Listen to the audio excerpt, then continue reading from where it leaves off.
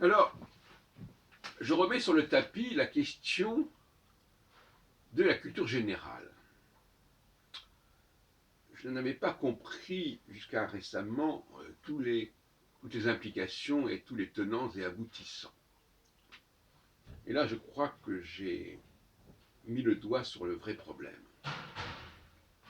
La culture générale, il faudrait d'abord le préciser, est un phénomène lié à un pays donné.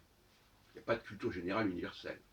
La culture générale d'un Américain moyen n'est pas la culture générale d'un Français moyen, ou d'un Espagnol moyen, ou d'un Allemand moyen. Donc si ça n'est pas cela, c'est donc bien un phénomène d'intégration, un facteur d'intégration au sein d'une culture donnée. On est d'accord là-dessus. Donc, quelqu'un qui n'a pas une bonne culture générale n'est pas bien intégré dans un pays donné s'il n'a pas la culture générale correspondant à ce pays donné. Il y a parfois des gens qui ont des cultures générales qui ne sont pas celles du pays où ils vivent. Donc ils ne sont pas bien intégrés.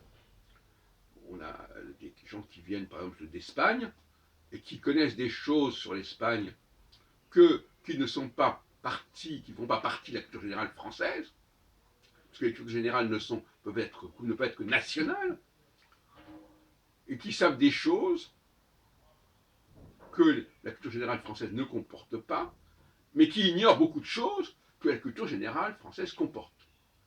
Donc là, ils ont une mauvaise intégration que j'appellerais horizontale.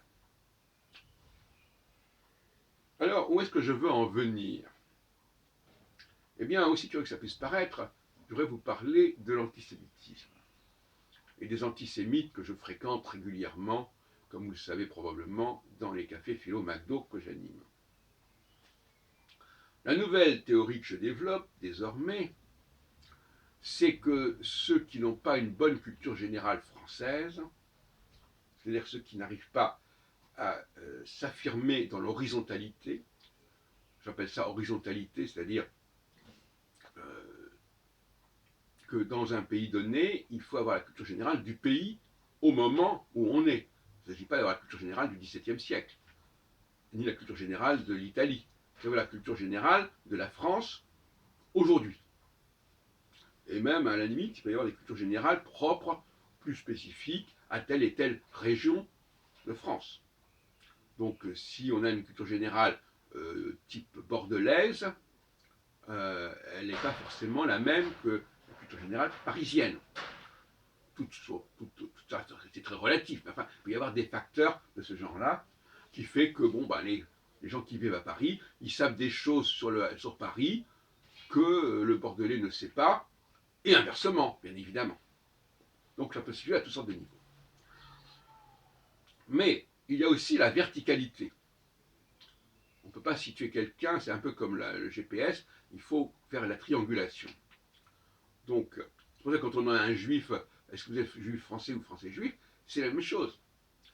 Il est juif par la verticalité, par les origines, par la religion, et il est français ou autre chose par la culture générale qu'il a acquise. La culture générale est le vecteur de l'horizontalité, de l'intégration horizontale. Or, la seule véritable intégration, elle est horizontale, en fait. À un moment donné, ici et maintenant, est-ce que je suis en phase avec le monde dans lequel je vis, avec la société dans laquelle je vis, avec le milieu dans lequel je vis? C'est ça la question. Donc, quelqu'un qui n'aurait pas réussi pleinement son intégration horizontale au regard de la société française, il va essayer de compenser cela par l'affirmation de son appartenance verticale. Ou plus exactement en disant ah ben moi au moins j'ai peut-être pas de culture générale française tout à fait au top, mais en revanche je ne suis pas juif, je ne suis pas musulman, je ne suis pas athée, et donc au niveau de la verticalité je suis un bon catholique, et voilà qui prouve mon intégration dans la société française. Voilà le genre de raisonnement que peut tenir un Valentin, par exemple, voire même peut-être un Jean-Paul, sauf que Jean-Paul est 100 fois plus cultivé que Valentin. Bon. Je ferme la parenthèse. Et donc, il faut aller chercher chez ces antisémites ce qu'on avait appelé d'ailleurs aux États-Unis les petits blancs. Les plus petits blancs qui étaient les plus racistes parce qu'ils étaient les moins intégrés et qu'ils étaient en concurrence avec les noirs au niveau professionnel. Et, bon, petits blancs qui avaient par définition n'avaient pas bien réussi leurs études ou n'avaient pas eu la possibilité de réussir leurs études, ce qui revient au même d'ailleurs. Parce que qu'on ait réussi ou pas réussi, le résultat est le même. Hein, que l'on ait échoué ou qu'on n'ait pas eu la chance de ou les occasions de, le résultat c'est qu'on n'a pas une bonne intégration horizontale, une bonne culture générale, et ça c'est le problème, c'est là que le bas blesse. Donc nos amis antisémites, ils ont un problème d'intégration horizontale, soit parce qu'ils viennent d'ailleurs, soit parce ils sont d'une autre race, ou d'un autre pays, ou d'une autre région, ou qui viennent d'outre-mer, etc. Et finalement,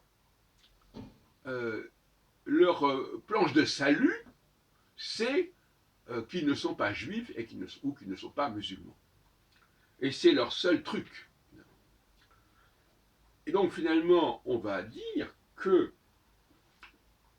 c'est la carence, c'est l'échec, c'est l'insuffisance de la culture générale française et parisienne, si on veut préciser, qui expliquerait l'insistance sur les origines. Les origines, parce que finalement la religion renverrait à une origine. Bon, origine religieuse, une origine raciale. Bon, on pourrait discuter de ce que ça peut signifier et comment ces différents concepts s'articulent les uns par rapport aux autres. Mais il y a un problème d'échec horizontal qui va produire une surcompensation dans la verticalité. C'est-à-dire, je ne suis pas bien intégré culturellement, au sens, alors le mot culture est là, on l'emploie dans un sens un petit peu différent, parce qu'il y a une ambiguïté aussi à ce niveau-là. Je ne suis pas intégré culturellement au regard de la culture générale française, commune, normale,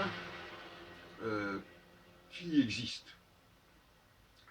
Et donc, je vais compenser cela par mon affirmation identitaire, non pas de ce que je suis, mais au fond de ce que je ne suis pas. Alors, donc finalement, de même que le petit blanc américain, bah, il a beaucoup de choses qui ne vont pas, mais au moins, lui, il n'est pas noir, ou il n'est pas japonais. Et ça, c'est son titre de gloire, c'est son privilège, ce sont ses lettres de noblesse. Il n'est pas ceci ou cela. Il n'a pas ce stigmate, et il va constamment stigmatiser, bien évidemment, les juifs, les musulmans, qui ne peuvent pas s'intégrer, alors que l'intégration est un phénomène horizontal, et que lui-même est en échec par rapport à cette intégration horizontale. Voilà un peu la cuisine dont je voulais parler, et je vais mettre d'ailleurs ce sujet sur le tapis dès ce soir, dans la réunion du Café Philo McDo que j'organise, et nous allons bien nous amuser, parce que, effectivement, là, on va mettre le doigt sur un vrai problème.